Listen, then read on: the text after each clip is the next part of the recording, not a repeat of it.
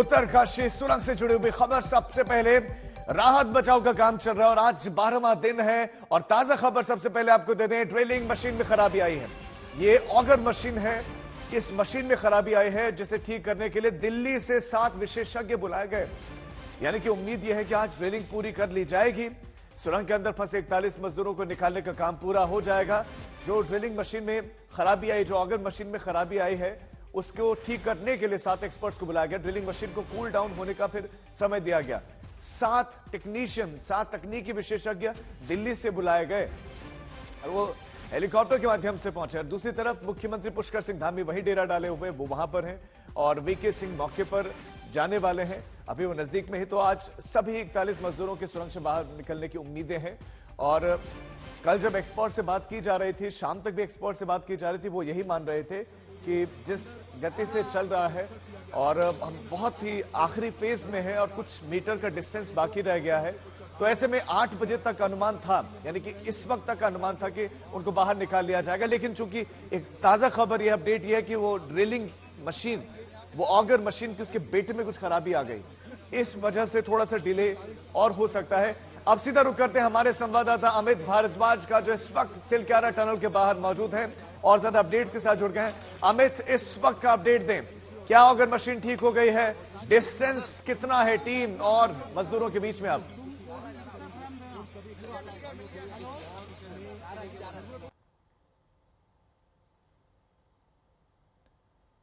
अमित, मेरी आवाज मिल रही है आपको?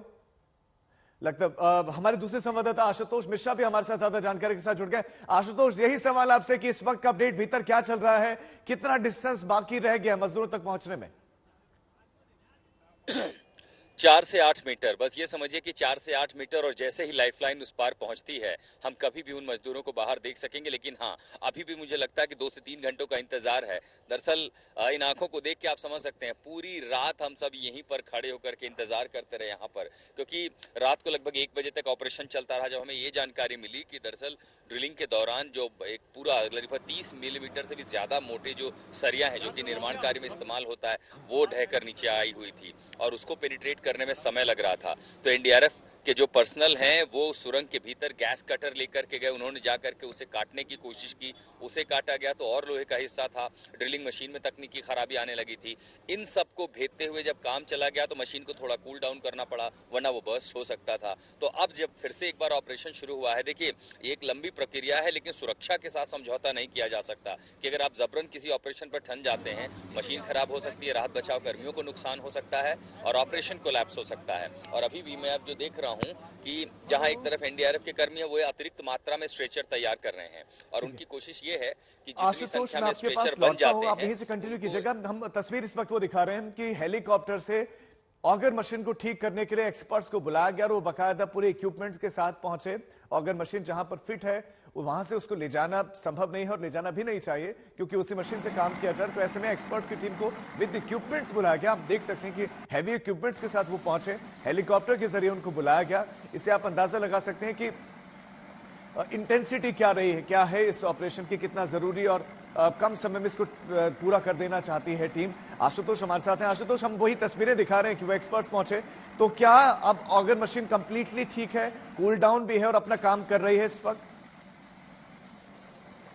देखिए, विशेषज्ञों को इसलिए बुलाया गया था क्योंकि मशीन की जो बनावट है वो कुछ और काम करने के लिए, उसके रास्ते में छोटे मोटे ढांचे आते हैं, मेटल प्लेट आते हैं, उसे छेद सकती है। लेकिन 30 मिलीमीटर से भी ज्यादा कई सारे पाइप अगर आ जाते हैं या सरिया आ जाता है, उसको काट के अपना रास्ता बनाने में दिक्कतें होती हैं। मशीन में घर्षण हो सकता है, फ्रिक्शन ज्यादा होगा तो वाइब्रेशन हो सकता है। इसीलिए उन विशेषज्ञों को बुलाया गया था कि आकर के उनकी नजर में रहे, उनकी निगरानी में ये रहे कि क्या उसमें कुछ बदलाव करने की जरूरत है। लेकिन मैं आपको एक बार ये बता दूं, ऑपरेशन में विलंब इसलिए नहीं होगा, जिस तरह के भी स्पेयर पार्ट्स की जरूरत थी वो पहले से ही यहाँ मौजूद हैं। तब विशेषज्ञों की राय में उनका इंतजार इसीलिए हो रहा है कि जब वो एक बार आ जाएं तब वो देख के बताएं कि किस तरह के बदलाव करने की जरूरत है। अलाइनमेंट नहीं बदलना है, प्लेटफॉर्म नहीं बदलना है, ब्लेड की बनावट चेंज करनी है, वो तुरंत हो सकता है कुछ घंटों में। यानी ये मान के चलिए कि आशुतोष हमारे संवाददाता ओमकार भी इस वक्त हमारे साथ जुड़ गए हैं। ओमकार, एक्सपर्ट्स की टीम पहुंची, हम तस्वीरें इस वक्त दिखा रहे हैं, बताएं कि क्या सिचुएशन है भीतर की, क्या कंप्लीटली ठीक है मशीन, क्या अपना काम करना शुरू कर दिया मशीन ने? जी राजीव, मैं अभी जो आपको करंट जो अपडेट देना चाह रहा हूँ वो ये है कि हेलीकॉप्टर के माध्यम से जो ऑगर मशीन का बिट खराब हुआ था उसकी रिपेयरिंग के लिए जो आवश्यक उपकरण है वो हेली के माध्यम से यहाँ पहुंच चुके हैं और अब टनल तक जो है सड़क मार्ग से पहुंचाए जा रहे हैं। जहां तक बात की जाए, जो टेक्नीशियन 7 टेक्नीशियन को दिल्ली से जो बुलाया गया था वो सहस्त्रधारा हेलीपैड देहरादून पर पहुंच चुके हैं और अभी कुछ और उपकरण आने बाकी हैं, यानी कि 1-2 फेरा और हेलीकॉप्टर का लगेगा। उसके बाद जो 7 टेक्नीशियन जो दिल्ली से बुलाए थे उनको एयरलिफ्ट यहाँ पर सिलक्यारा टनल के पास जो अस्थायी हेलीपैड बनाया है वहां पर एयरलिफ्ट किया जाएगा। उसके बाद वो सड़क मार्ग से सिलक्यारा टनल तक पहुंचेंगे और उसके बाद ही जो रिपेयरिंग का कार्य है वो प्रारंभ किया जा सकेगा। यानी कि ओमकार, ये बड़ी खबर आप ये दे रहे हैं कि यानी कि रेस्क्यू ऑपरेशन इस वक्त रुका है। जो एक्सपर्ट्स की टीम है वो पहुंची भी नहीं है, वो आप बता रहे हैं कि सहस्त्रधारा हेलीपैड पर इस वक्त है और उनको एयरलिफ्ट करके लाया जा रहा है सिलक्यारा टनल के पास। जी बिल्कुल राजीव, वो पूरे जो 7 जो टेक्नीशियंस हैं उनको सहस्त्रधारा हेलीपैड पर अभी रोका गया है, क्योंकि उससे पूर्व जो आवश्यक उपकरण है वो यहाँ पहुंचाए जाने आवश्यक है। एक फेरे में हेलीकॉप्टर के द्वारा कुछ उपकरण को पहुंचाया जा चुका है, फिर सेकंड फेरे में भी जो है कुछ और जो उपकरण बचे हैं उनको पहुंचाया जाएगा और तीसरे फेरे में जो है जो टेक्नीशियंस हैं वो यहाँ पर पहुंचेंगे और उसके बाद वो सड़क मार्ग से सिलक्यारा टनल तक पहुंचेंगे। तभी जाकर के जो है जो रिपेयरिंग का कार्य है, जो बताया जा रहा है कि ऑगर मशीन का बिट जो खराब हुआ था उसको रिपेयर किया जाएगा। उसके बाद जो बचे हुए 15 मीटर हैं वो 15 मीटर पाइप आगे पुश किया जा सकेगा। यानी कि कुल हेलीकॉप्टर 3 फेरे करेगा। पहले 2 फेरों में तो वो इक्विपमेंट्स लेकर आएगा और तीसरे फेरे में फिर एक्सपर्ट्स को लेकर आएगा।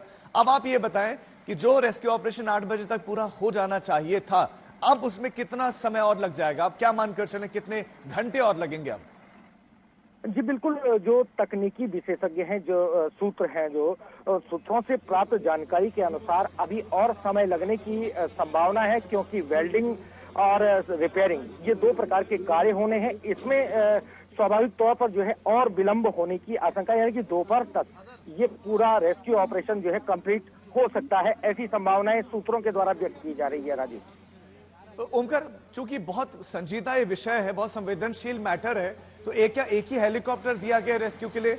अन्य हेलीकॉप्टर्स भी दिए जा सकते ताकि जो फेरे एक हेलीकॉप्टर 3-3 कर रहा है वो 3 ना हो के कम हो जाता, 1 या 2 फेरों में काम हो जाता। 2 हेलीकॉप्टर्स होते तो शायद एक बार में हो जाता काम। राजीव, ये समझने वाला विषय है कि चूंकि ये विषम भौगोलिक परिस्थिति वाला एरिया है जहां पर ये हेलीपैड का निर्माण किया गया है, अस्थायी, ये बड़ा सेंसिटिव जोन है, यानी कि यहाँ पर एक साथ कई हेलीकॉप्टर्स की आवाजाही जो है वो संभव नहीं है। इसलिए 1 बाय 1 करके जो है हेलीकॉप्टर के द्वारा एयरलिफ्ट किया जाना जो है बताया गया है। राजीव, ठीक है ओमकार, अब भी बने रहे हमारे साथ।